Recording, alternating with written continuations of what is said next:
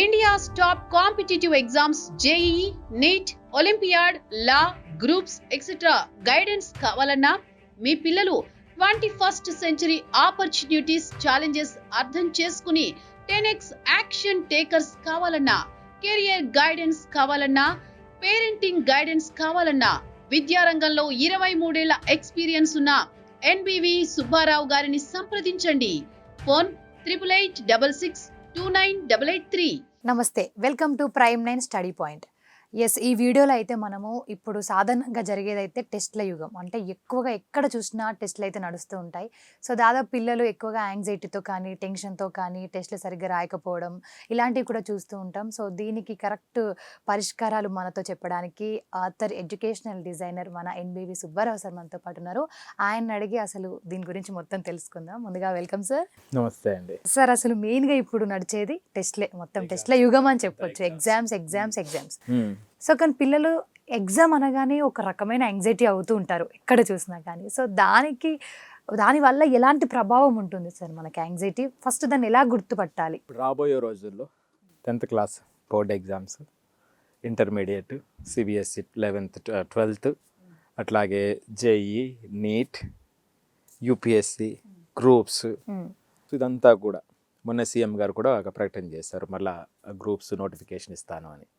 So ఈ ఎగ్జామ్కి సంబంధించి ఎగ్జామ్ యాంగ్జైటీ అంటాం దీన్ని. చాలా తక్కువ మంది ఎగ్జామ్ అంటే భయపడకుండా వెళ్ళేటువంటి వాళ్ళు ఉంటారు. ఎక్కువ మంది విషయంలో ఆ ఎగ్జామ్ యాంగ్జైటీ ఉంటుంది. మరి ఎందుకు ఉంటుంది? ఏం జరుగుతుంది దీనివల్ల? ఏమైనా నష్టమా, లాభమా? రైట్. సో ఒకవేళ నష్టమైతే ఏ విధంగా గుర్తించాలి, ఏ విధంగా సొల్యూషన్స్ ఇవ్వాలి అనేటువంటిది ఇన్ డీటెయిల్ ఫస్ట్ టైం మనం అంటే ఎక్కడా కూడా ఏమిటంటే ఎగ్జామ్స్ రాకపోతే ఏం చెప్తారండి, అంటే ఎగ్జామ్స్లో మార్క్స్ రాకపోతే జనరల్గా ఏం చేస్తుంటారు సాధిక? జనరల్గా పేరెంట్స్ ఏం చేస్తుంటారు అంటే భయపెట్టిస్తూ, వాళ్ళు బాధపడ్డా మనం బాధపడుతూ ఉంటాం. సో ఇక్కడ మీరు చెప్పినట్టుగా కొంతమంది పేరెంట్స్ అరే నువ్వు ఎందుకు చదవట్లేదు అని దండించవచ్చు, హార్ష్గా మాట్లాడవచ్చు. లేదా కొంతమంది ఏం చేస్తారు, రాకపోతుంటే స్కూల్ మారుస్తారు, లేకపోతే ట్యూషన్ పెట్టిస్తారు. కరెక్ట్, అవును, ఇది మెయిన్ థింగ్ అసలు.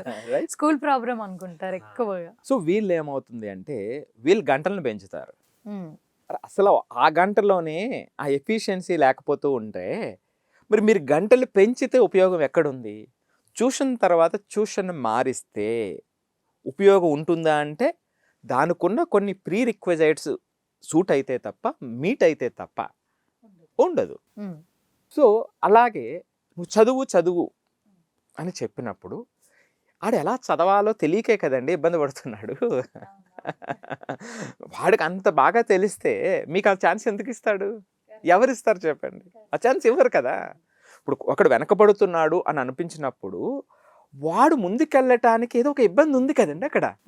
సో మనం పెద్దవాళ్ళుగా ఆ ఇబ్బందిని మనం కనిపెట్టగలిగినప్పుడు, రైట్ వేలో గైడ్ చేయగలిగినప్పుడు, ఆ ఇబ్బందిని వాడు మార్చుకోగలిగినప్పుడు జీవితం మీకు చాలా పెద్ద ఆపర్చునిటీని ఇస్తుంది.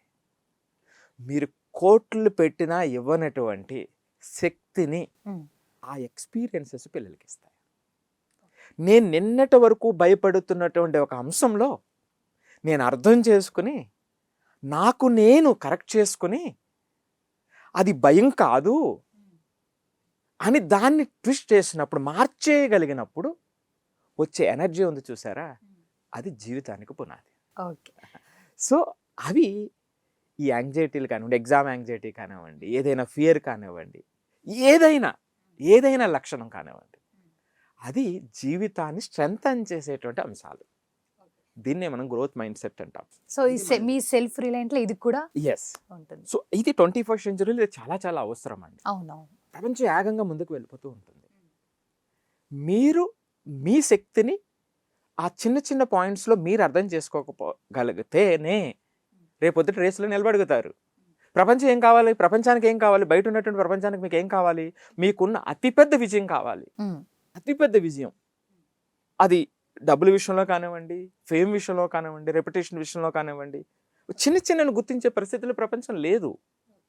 అందుకే చాలామంది సఫర్ అయ్యి ఇబ్బంది పడేటువంటిది. సో ఈ సందర్భంలో వాళ్ళకి సెల్ఫ్ రెస్పెక్ట్ పెంచాలి. సో ఇప్పుడు ఈ ఎగ్జామ్ గురించి మీరు మాట్లాడుతున్నారు కాబట్టి ఇది కూడా ఒక బిగ్ ఆపర్చునిటీ. పిల్లల్ని స్ట్రెంథెన్ చేయటానికి వచ్చినటువంటి ఒక ఆపర్చునిటీ ఇది. పిల్లల్లో ఇది లోపం అని చూడవద్దు.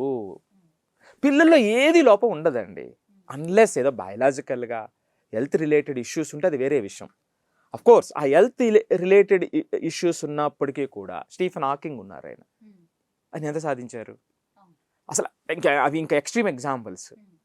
అది హ్యూమన్ బ్రెయిన్ యొక్క గొప్పతనం అనేటువంటివి మన చుట్టుపక్కల ఉన్నటువంటి ఎగ్జాంపుల్స్. సో కాబట్టి పిల్లల్లో అది లేబుల్ చేయొద్దు. వీడికి ఎగ్జామ్ అంటే భయము, వీడికి మ్యాథ్స్ అంటే భయము.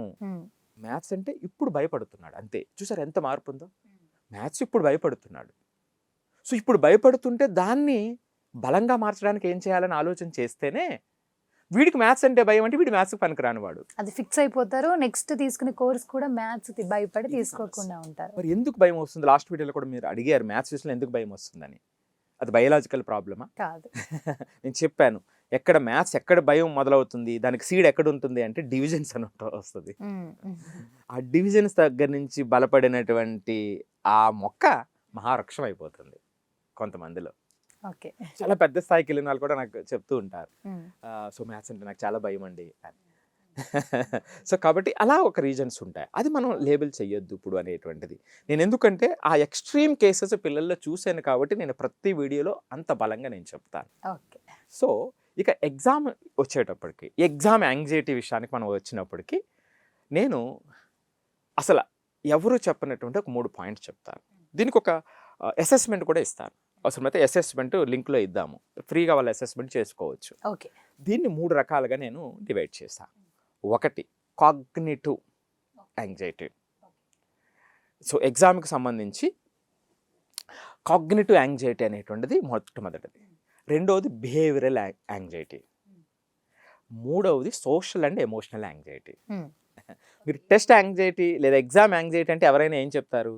లేదు నాన్న బలంగా ఉండు, బాగా చదువుకో, ఇంకొంచెం ఎక్కువ గంటలు చదివితే పోదండి, ఎక్కువ గంటలు చదివితే పోదు. అది ఇందాక అన్నట్టుగా ఇంకొకసారి మొత్తానికి వదిలేసే పరిస్థితి కూడా వస్తుంది. Okay, right. సో ఇప్పుడు నేను 3 కేటగిరీలు లేదా 4 కేటగిరీలకు కూడా అనుకోవచ్చు. నేను 3 సింపుల్గా ఉంటుంది, 3 చేద్దాము. ఒకటి కాగ్నిటివ్ యాంగ్జైటీ. ఏంటి కాగ్నిటివ్ టెస్ట్ యాంగ్జైటీ అంటే అనేటువంటిది మొదటి పాయింట్. ఈ కాగ్నిటివ్ టెస్ట్ యాంగ్జైటీ అంటే అందరికీ అర్థమయ్యేటట్టుగా చెప్తాను. కొంతమంది పిల్లలు ఏంటంటే ఎగ్జామ్ యాంగ్జైటీ ఉన్నటువంటి పిల్లలు వాళ్ళే అనుకుంటారు, అమ్మ రేపు ఎగ్జామ్ ఉంది, అవును సార్, నేను ఎలా రాస్తాను, రైట్, నిద్ర కూడా నేను చేయగలినో లేదో, చేయలేకపోతానేమో, రైట్, లేదు ఇవన్నీ ప్రిపేర్ అయ్యానే, ఆ మూలొక్కటి ఒక చిన్న పాయింట్ నేను ప్రిపేర్ అవ్వలేదు, లేదా ఆ చాప్టర్లో కొంత ప్రిపేర్ అవ్వలేదు, కరెక్ట్ అంటే ఇవే ఆలోచనలు తిరుగుతూ ఉన్నాయా? ఇది కేటగిరీ 1, రైట్ అండి. సో రెండోది వద్దాం. రెండోది బిహేవియరల్ యాంగ్జైటీ అని చెప్పాను, బిహేవియరల్ ఎగ్జామ్ యాంగ్జైటీ. సో దీనికి సంబంధించింది ఏమిటంటే, మీరు యాజ్ ఎ మదర్గా లేదా యాజ్ ఎ ఫాదర్గా మీరు ఎగ్జామ్ గురించి మాట్లాడుతూ ఉంటే అవాయిడ్ చేస్తూ వెళ్ళిపోతుంటారు, లేదా ఎగ్జామ్ జరుగుతూ ఉంటే నేను లేదు నెక్స్ట్ వీక్ రాస్తానని వాయిదా వేస్తాం. అంటే వీడు ప్రవర్తన ఏమిటంటే దానికి దూరంగా జరుగుతూ ఉంది. దీన్ని నేను ఏమంటానంటే బిహేవియరల్ ఎగ్జామ్ యాంగ్జైటీ అని చెప్తాను. ఇది మూడవది. రెండవది. ఇక మూడవది వద్దాం, సోషల్ అండ్ ఎమోషనల్ యాంగ్జైటీ.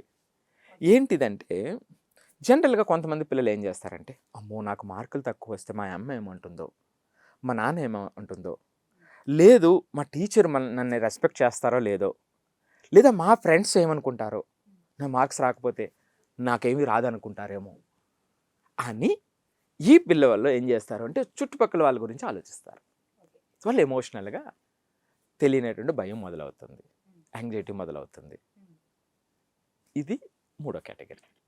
చూసారా, ఒక పిల్లవాడు ఎగ్జామ్ అంటే భయపడుతుంటే, ఎగ్జామ్కి వెళ్ళిన తర్వాత బ్లాంక్ అయిపోయి వస్తుంటే, అయ్యో నాకేం తెలియదు, ఏం జరిగిందో నాకు తెలియదు, ఎగ్జామ్కి వెళ్ళాను రాయలేకపోయాను వచ్చేసాను అంటారు. అవును, నేను ఇలాంటి వాళ్ళని పర్టికులర్గా పక్కన కూర్చోబెట్టుకుని హక్ చేసుకుని, నాన్న ఏం జరిగింది నాన్న, ఎందుకంటే సదిక మీకు ఆ 3 గంటలు ఏం జరిగింది అనేటువంటిది ఆ పిల్లవాడికి తప్ప ఎవరికి తెలియదండి. ఈ ప్రపంచంలో దేవుడికి పిల్లవాడికి తప్ప ఇంకెవరికి తెలియదు, రైట్. సో వీళ్ళంతా కూడా బయట ఉన్న టీచర్స్ పేరెంట్స్ వీళ్ళంతా కూడా అంచనా వేస్తారు తప్ప అది నిజం కాకపోవచ్చు. ఓకే. అందుకే నేను అన్నాను చూసారు ఇందాక, నేను వాళ్ళ పక్కన కూర్చోబెట్టుకుని అది కాదు నాన్న అని మనం మాట్లాడడం మొదలు పెడితేనే ఆ 3 గంటలు ఏం జరిగిందో తెలుస్తుంది, ఓకే. ఎందుకు అక్కడ ఆగిపోయారో తెలుస్తుంది, ఏ యాంగ్జైటీ వల్ల ఇబ్బంది పడ్డారో తెలుస్తుంది, ఏ సందర్భంలో ఆగిపోయారో తెలుస్తుంది, ఏ సందర్భంలో ఆగిపోయిన తర్వాత టైం వేస్ట్ అయిందో తెలుస్తుంది, ఏ సబ్జెక్టులో ఇబ్బంది పడ్డారో తెలుస్తుంది. ఇది తెలియకుండా మనం ఏమీ చేయలేమండి. సో నేను అందుకే వీటిని కొన్ని వందల మంది కేస్ స్టడీస్ చూసి నేను ఈ 3 డిఫరెంట్ టైప్స్లో మనం చేయటం మొదలుపెట్టాం. సో ఎప్పుడైతే ఈ పిల్లలకి ఏంటంటే, ఇప్పుడు అందరూ కూడా ఈ వీడియో చూస్తున్నటువంటి వాళ్ళు ఎవరు ఇంట్రెస్ట్ ఉన్నా సరే కింద ఇచ్చిన లింక్తో చాలా ఈజీగా ఒక 15-20 మినిట్స్ ఆ అసెస్మెంట్ తీసుకోవచ్చు, వెంటనే రిపోర్ట్ కూడా వస్తుంది వాళ్ళకి, రైట్? సో దాట్ దానికి ఏంటి అనేటువంటి సజెషన్స్ కూడా రిపోర్ట్లో ఉంటాయి. ఓకే. ఇప్పుడు కాగ్నిటివ్ టెస్ట్ యాంగ్జైటీ అని తెలిసింది, ఇది డామినేట్ చేస్తుందని తెలిసింది. అంటే కాగ్నిటివ్ అంటే ఏమన్నాను నేను ఇందాక మీకు, నాకు నేనే చెప్పుకుంటా, ఏమో నేను ఫెయిల్ అయిపోతానేమో, నాకు మార్కులు తక్కువ వస్తాయేమో, ఆ చాప్టర్లో నాకు రాదేమో, నేను ప్రాక్టీస్ చేయలేనేమో, నేను సైన్స్ నేను బాగా చేయలేనేమో, సోషల్ స్టడీస్ అంత స్పీడ్గా రాయలేనేమో, లాంగ్వేజెస్ 3 అవర్స్లో నేను అనుకున్నది నేను అక్కడ ప్రజెంట్ చేయలేనేమో, నా హ్యాండ్ రైటింగ్ బాగోదేమో, ఈ ఎగ్జామే నన్ను నిలబెడుతుంది. సో మరి ఇలా ఉన్నప్పుడు ఏం చేయాలి, దానికి సజెషన్స్ ఏమిటి, మరి దానికి తగ్గట్టుగా సజెషన్స్ ఇవ్వాలి కదండి, అప్పుడే కదా. సో అక్కడి నుంచి వాడు మార్పు వస్తేనే కదా, మిగిలిన ఇబ్బందులు ఏమీ లేవు కదా వాడికి. సో పక్కవాడు ఏమనుకుంటాడని ఇబ్బంది ఏం పడట్లేదు, వాడు ఎగ్జామ్ అంటే అవాయిడ్ చేయట్లేదు, రైట్? సో మరి వీటిని వాటికి ఆపాదిస్తే కుదరదు కదా. సో పిన్ పాయింట్గా ఈ విధంగా మనం చూడాల్సినటువంటి అవసరం ఉంది. సో వీడు దీనికి సంబంధించిన సొల్యూషన్స్ ఇవ్వాలి. మరి ఆ బిహేవియరల్ యాంగ్జైటీ ఉంటే సొల్యూషన్ ఏం చేయాలి, రైట్? సో దాంట్లో ఒక చిన్నది చెప్తానంటే, కొంచెం డీటెయిల్గా పిల్లలు వాళ్ళ యొక్క తీవ్రతను బట్టి మనం ఆలోచించి వాళ్ళతో మాట్లాడి చెప్పగలిగినటువంటిది అవుతుంది. సో అర్థం కావటం కోసం ఒకటి చెప్తాం. ఈ సందర్భం ఉండేటప్పుడు మనకు ఒక డీప్ బ్రీతింగ్ టెక్నిక్స్ ఉంటాయి. ఆ బ్రీతింగ్ టెక్నిక్స్ అంటే టోటల్ ఎగ్జామ్ యాంగ్జైటీలో ఈ బ్రీతింగ్ టెక్నిక్స్ ఏ 3 కేటగిరీలు ఏదైనప్పటికీ కూడా ఒకటి థంబ్ రూల్ అండి. డీప్ బ్రీతింగ్ అనేటువంటిది చాలా హెల్ప్ చేస్తుంది. సైన్స్ కూడా చెప్తుంది, మనకి బాడీలో బ్రెయిన్లో సింపథెటిక్ నర్వస్ సిస్టమ్ అని ఉంటుంది, పారాసింపథెటిక్ నర్వస్ సిస్టమ్ అని ఉంటుంది. సో ఈ పారాసింపథెటిక్ సిస్టమ్ యాక్టివేట్ అవుతుంది. అంటే దాని అర్థం ఏమిటంటే మీరు సేఫ్గా ఉన్నారు. సింపథెటిక్ అంటే ఇప్పుడు సపోజ్ ఈ స్టూడియోలోకి ఇమీడియట్గా ఇప్పుడు అమాంతంగా ఇక్కడ ఒక పాము పడింది అనుకోండి, ఓకే, అంటే మా నిద్రకి ఏమవుతుంది, భయం వస్తుంది కదా, దాన్ని ఒక అఫైట్ మోడ్లోకి వెళ్ళిపోతాం. సో అది సింపథెటిక్ సిస్టమ్ యాక్టివేట్ అవటం, రైట్? మీరు ఆ భయంగా అనిపించిన చోట, పాము అనుకున్న చోట లేదు ఇది తాడు అని అనిపించింది మీకు. ఇప్పుడు చీకట్లో ఒక్కొక్కసారి చూస్తాం, అక్కడ ఏముంది, పాము ఉందా? మరి దాంట్లో మన పురాణాల్లో కూడా చెప్తారు, రజ్జు సర్ప భ్రాంతి అంటారనమాట. అంటే రజ్జు అంటే తాడు, సో దాన్ని సర్పం అని భ్రాంతి చెందటం. అది భ్రాంతి చెందినంతసేపు, అది సర్పం అన్నంతసేపు మీకు ఏముంటుంది, ఆ భయమే ఉంటుంది కదా, కంపల్సరీ కదా. సో అలా కాకుండా దాని మీద ఎవరో వచ్చి లైట్ వేశారు, అప్పుడు ఏం జరుగుతుంది, అయ్యో ఇది సర్పం కాదు ఇది తాడు అని చెప్పినప్పుడు మీరు శాంతపడతారు కదా, అది మీరు సేఫ్ అని ఫీల్ అవుతారు. దీన్నే పారాసింపథెటిక్ సిస్టమ్ యాక్టివేషన్ అంటారు మన బాడీలో. సో అది నేను చెప్పేది, అది నేను సైంటిఫిక్గా చెప్తున్నా, ప్రాక్టికల్గా చెప్తున్నా. సో ఇప్పుడు ఆ డీప్ బ్రీతింగ్ టెక్నిక్స్ అనేటువంటివి ఈ సిస్టమ్ని యాక్టివేట్ చేస్తుంది అనేటువంటిది న్యూరో సైన్స్ చెప్తుంది. సో అందుకని ఈ టోటల్ యాంగ్జైటీ దాంట్లో డీప్ బ్రీతింగ్ టెక్నిక్స్ అనేటువంటివి, మెడిటేషన్స్ అనేటువంటివి ఒక మొట్టమొదటి విషయం. రెండోది ఈ కాగ్నిటివ్ బిహేవియర్ ఏదైతే ఉందో, కాగ్నిటివ్ టెస్ట్ యాంగ్జైటీ ఏదైతే ఉందో, ఆ విషయంలో మనం ఒక చిన్న సొల్యూషన్ చెప్తాం. అక్కడ వాళ్ళకి ఇంప్రూవ్ చేయాల్సింది ఏమిటంటే అండి, సెల్ఫ్ ఐడెంటిటీని ఇంప్రూవ్ చేయాలి. సెల్ఫ్ ఐడెంటిటీ, మరి ఆ సెల్ఫ్ ఐడెంటిటీ ఏంటి, లేదు నేను చేయగలను అనేటువంటివి కొన్ని టెక్నిక్స్ ద్వారా అది వాళ్ళ యొక్క జీవన శైలిలో భాగం చేయాలి. కొన్ని రోజులు చేసినప్పుడు అది వస్తుంది. సో అలాగే సంబంధించి బిహేవియరల్ యాంగ్జైటీకి సంబంధించి, సోషల్ ఎమోషనల్ యాంగ్జైటీకి సంబంధించి 2-3 చిన్న చిన్న టెక్నిక్స్ మనం వాళ్ళ రోజులో భాగం చేయగలిగితే, లేదా ఎగ్జామ్స్ టైంలో ఏదైతే అప్లై చేయాలో అది మనం వాళ్ళకి చెప్పగలిగితే, ఆటోమేటిక్గా ఇది కొన్ని రోజుల తర్వాత వాళ్ళే ఫీల్ అవుతారు, అరే దీని గురించేనా నేను ఎంత భయపడ్డాను, ఆ క్షణం చాలండి, వాళ్ళు నెక్స్ట్ లెవెల్కి వెళ్తారు. సార్ ఇప్పుడు మనకు పిల్లలు ఎంత చదివినా కానీ పాపం చాలా ప్రిపేర్ అవుతూ ఉంటారు సార్ ఎగ్జామ్కి. సో ఎంత చదివినా మనం అక్కడికి వెళ్ళిన తర్వాత రాయలేము. అంటే వాళ్ళ భయం కానీ, లేకపోతే ఆ క్వశ్చన్ చూసి కన్ఫ్యూజ్ అవ్వడం కానీ, లేకపోతే క్వశ్చన్ పేపర్ ఇచ్చేదాకా కూడా ఒక తెలియని భయం, ఇంకా క్వశ్చన్ పేపర్ రావట్లేదు అని చెప్పి వచ్చాక తెగ చదివేసి కానీ ఏదో రాంగ్ రాయడం కానీ ఇలాంటివి చాలా చూస్తూ ఉంటాం. సో ఎంత చదివినా రిజల్ట్ రాకపోవడానికి కారణం ఏమై ఉంటుందంటారు? ఒక ఎగ్జాంపుల్ అడుగుతా మిమ్మల్ని. ఇప్పుడు మీరు ఈరోజు ఒక ఈవినింగ్ ఫంక్షన్ ఉంది, ఈవినింగ్ ఫంక్షన్కి వెళ్ళారు. ఈ ఫంక్షన్లో అందరూ కూడా మీ కొలీగ్స్, రోజు ఎంతమంది అయితే మీరు ఉన్నారో 30-40 మెంబర్స్, లేదా మీ ఫ్రెండ్స్, బాగా క్లోజ్ ఫ్రెండ్స్ ఉన్నారు. ఆ ఫంక్షన్కి మీరు వెళ్ళారు. ఇది సినారియో 1. సినారియో 2 చెప్తాను.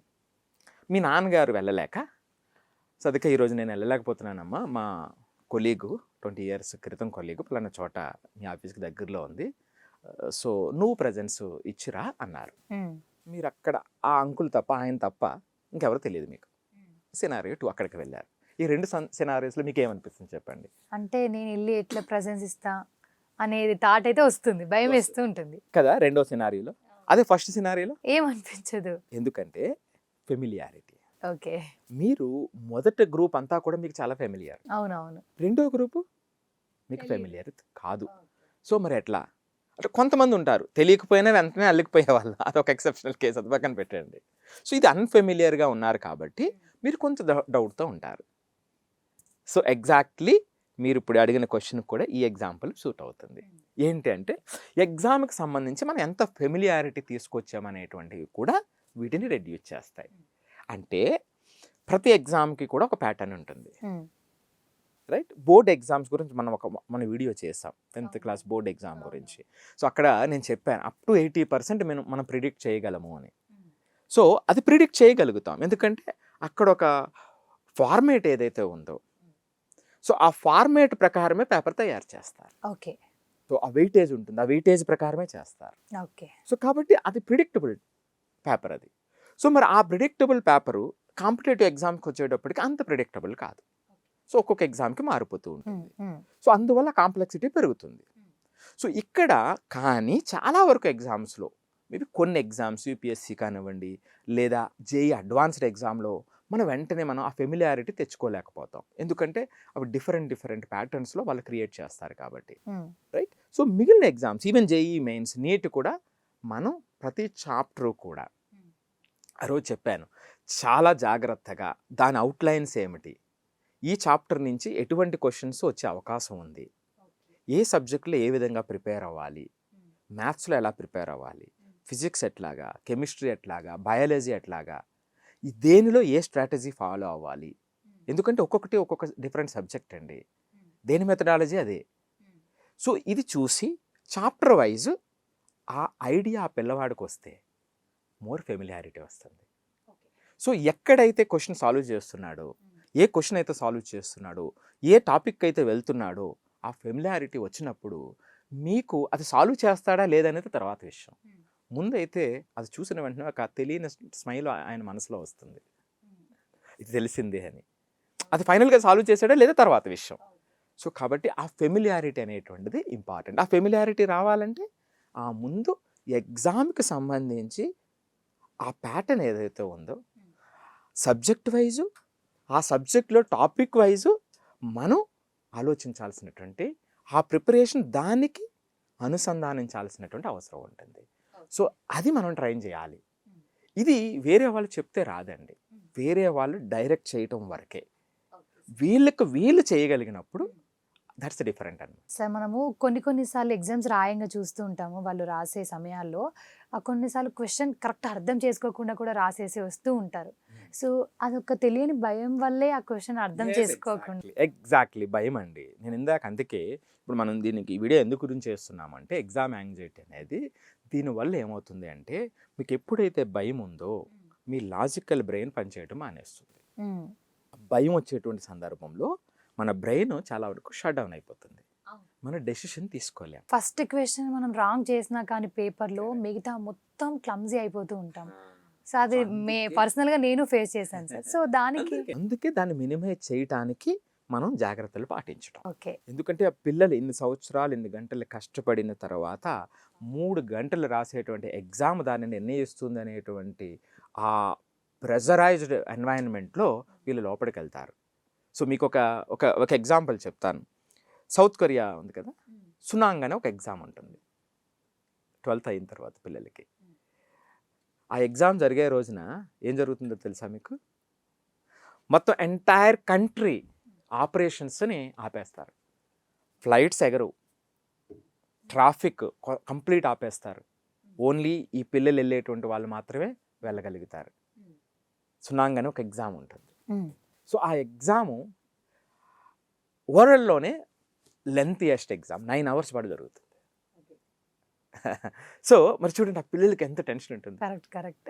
మీకు ఇంకొక విషయం, అక్కడ మ్యారేజ్ కూడా దీంట్లో సక్సెస్ని బట్టి డిసైడ్ చేస్తారట. సూపర్. అంటే నేనేమంటున్నానంటే ఇప్పుడు జేఈ ఎగ్జామ్ కానివ్వండి, నీట్ ఎగ్జామ్ కానివ్వండి, సివిల్స్ కానివ్వండి, గ్రూప్స్ కానివ్వండి, ఏ ఎగ్జామ్ అయినా సరే కొంతమంది తెలియకుండా అంత భారాన్ని మోసుకుని వెళ్తారు. ఓకే. అందుకే దానికన్నా ముందు ఇప్పుడు మీరు చెప్పారు కదా ఆగిపోవటం, అందుకే మాక్ టెస్టులు పెడతారు, అంటే గ్రాండ్ టెస్టులు పెడతారు, ఆ మోడల్ టెస్టులు పెడతారు. ఎప్పుడైతే ఈ మోడల్ టెస్టులు రాశారో వాళ్ళని అర్థం చేసుకునేటువంటి అవకాశం వస్తుంది. ఇప్పుడు మనకి ఈ సమ్మేటివ్ కానీ స్లిప్ టెస్ట్లు కానీ పెడుతూ ఉంటారు కదా ఎగ్జామ్స్ కి ముందు, 6 months ఎగ్జామ్, ప్రిపరేషన్ ఎగ్జామ్స్, అవి రాయడం బెటర్ అంటారు. అది ఖచ్చితంగా రాయాలి. మీకు ఎన్ని మార్కులు వచ్చినాయని తర్వాత అండి. నేను ఇందాక అన్నాను చూసారా, బిహేవియరల్ టెస్ట్ యాంగ్జైటీ ఉంటే వీళ్ళు నాకు ఎన్ని మార్కులు వస్తాయి ఏంటో అనేటువంటి భయంతో వీళ్ళు ఉంటారు కాబట్టి దాన్ని అవాయిడ్ చేస్తారు. సో దాన్ని తగ్గించడానికే కదా ఇవన్నీ కూడా. మనం ఎందుకు మోడల్ టెస్టులు అండి? మనలో ఉన్నటువంటి మార్కులు తెలుసుకోవడానికి మాత్రమే కాదు, మనకి ఉన్న లోపాన్ని గుర్తించడం, దాన్ని కరెక్ట్ చేసుకోవటం, దాన్ని ఆ విధంగా తీసుకోవాలి తప్ప వీళ్ళు ఏమనుకుంటారో. నేను ఇందాక అన్నట్టుగా అది కాగ్నిటివ్ యాంగ్జైటీ కావచ్చు, బిహేవియరల్ కావచ్చు, సోషల్ అండ్ ఎమోషనల్ యాంగ్జైటీ కావచ్చు. సో ఇవి దీంట్లో ఏది భాగమో వాళ్ళకి అనేటువంటిది ఈజీగా మనం అర్థం చేసుకోవచ్చు. ఫైనల్ ఎగ్జామ్కి వెళ్ళే లోపు దాన్ని వాళ్ళ నుంచి దూరం చేయొచ్చు.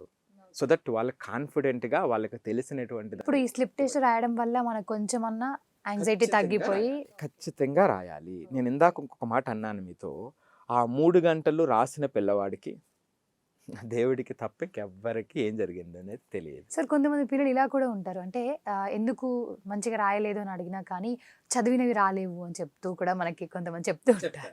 సో దాన్ని మనం నేను ఇందాక అన్నది వాళ్ళు ఏమిటంటే అలాంటి పిల్లలు ఎగ్జామ్ ప్యాటర్న్ అసలు తెలియకుండా ప్రిపేర్ అయ్యారు. Okay okay okay.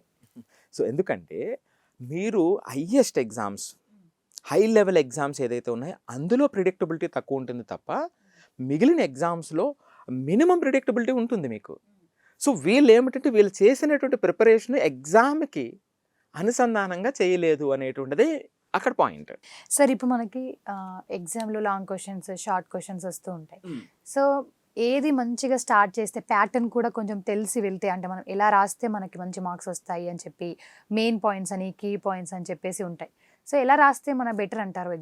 ఎగ్జామ్ రాస్తే ఎలా రాస్తే బెటర్, అంటే తెలియకుండా రాస్తారు? మీరే ఇందాక అన్నారు మనం మాట్లాడుతున్నప్పుడు ఆ కాన్ఫిడెన్స్ రావాలి అని, రైట్? మరి కాన్ఫిడెన్స్ రావాలంటే మీకు బాగా తెలిసిన దాంతో మొదలు పెడితే దీనికి కూడా కొన్ని టెక్నిక్ చెప్తాం. First 5 minutes ritual of an exam మనం ఇలాంటివన్నీ కూడా డిజైన్ చేసామన్నమాట. మనం మీరు అన్నారు చూసారా, ప్రతిదీ ప్రాక్టికల్గా చెప్పడానికి ఎందుకు మనకి అంత ధైర్యం అంటే పిల్లల యొక్క జర్నీస్ని చూసాం మనం. ఓకే. ఆ జర్నీస్ని చూడటమే కాకుండా ఆ జర్నీస్లో చేంజెస్ని చూసాం. సో ఎప్పుడైతే ఆ చేంజెస్, అది మారిన చేంజ్ అనుకున్నప్పుడు మారితే ఎంత ధైర్యం వస్తుందో అదే కదా, అది నేను చెప్తున్నటువంటిది. ఇప్పుడు మీరు ప్రాక్టికల్ గా టెస్ట్ యాంగ్జైటీ ఉన్న వాళ్ళందరినీ మంచిగా సొల్యూషన్. ఎగ్జాక్ట్లీ.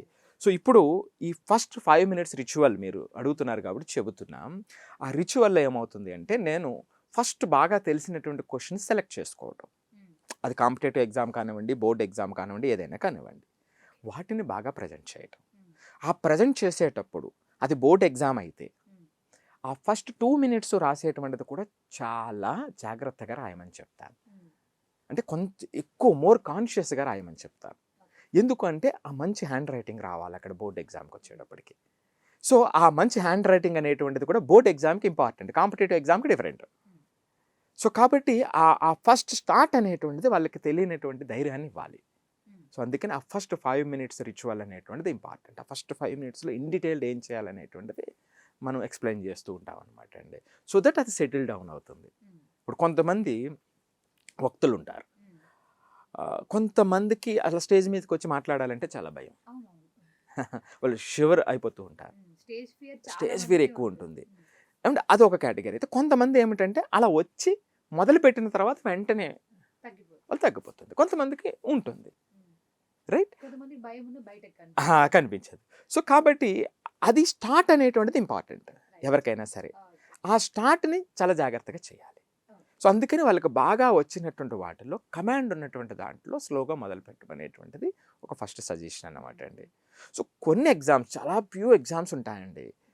అయితే ఐ థింక్ ఇప్పుడు అలాంటివి లేవనుకుంటా, ఇదివరకు ఉండేవి కొన్ని. రాసేటువంటి క్వశ్చన్స్ ఆర్డర్లో రాయమని ఉండేవి. ఇప్పుడు సపోజ్ 1 to 10 క్వశ్చన్స్ ఉంటే మీరు ఫస్ట్ 10, సెకండ్ 8 రాయకూడదు, 1 to 10 ఆర్డర్లోనే రాయాలి. అది ఇప్పుడు లేవు, ఇదివరకు ఉండేవి. సో కాబట్టి ఆ నెంబర్ కరెక్ట్గా రాసేసి మనకి ఆ కాన్ఫిడెంట్గా ఉన్నటువంటి దాన్ని ఆన్సర్ చేస్తే అది ఆటోమేటిక్గా చాలా మంది విషయంలో పోతుంది. సార్ ఇప్పుడు మనము ఎగ్జామ్ ముందుడే ఎలా ప్రిపేర్ అవ్వాలి? అంటే కొంతమంది రేపు ఎగ్జామ్ అని చెప్పేసి ఈరోజు తెగ చదువుకొని ఇప్పుడు రివిజన్ అన్నారు, రీడ్ అన్నారు, అలా చేస్తూ నైట్ నిద్రపోక డే అండ్ నైట్ కష్టపడి రాస్తారు.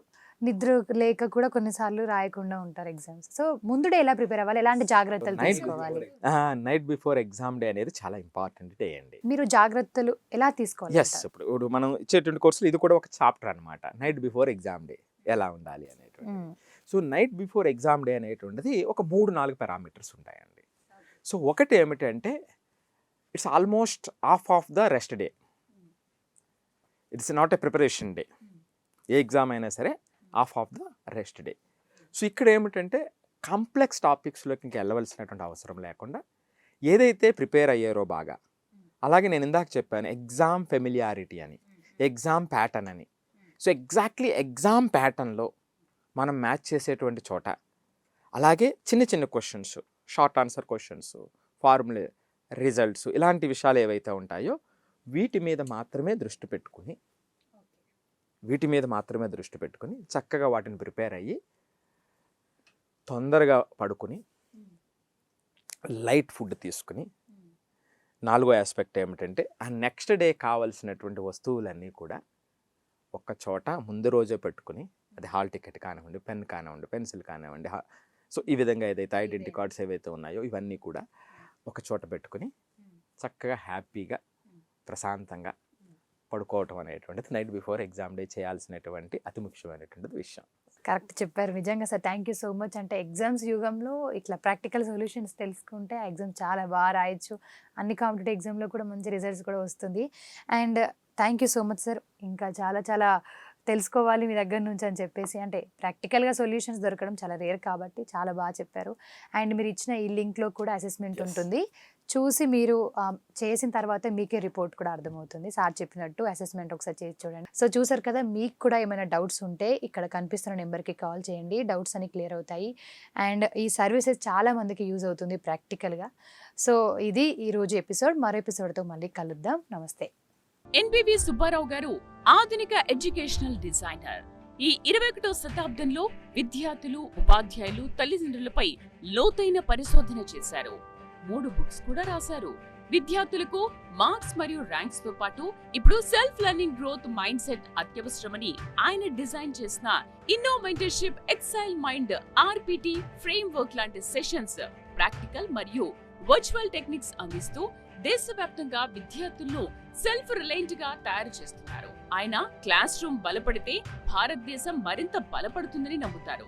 ఇప్పటి వరకు 17,550 మంది విద్యార్థులకు జేఈఈ, నీట్, మెంటర్షిప్, 2,530 మంది టీచర్స్ కి ట్రైనింగ్, 1,850 మంది పేరెంట్స్ కి మెంటర్షిప్ అందించారు.